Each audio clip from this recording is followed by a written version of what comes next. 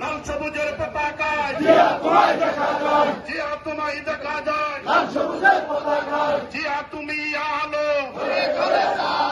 ঘরে ঘরে চালো,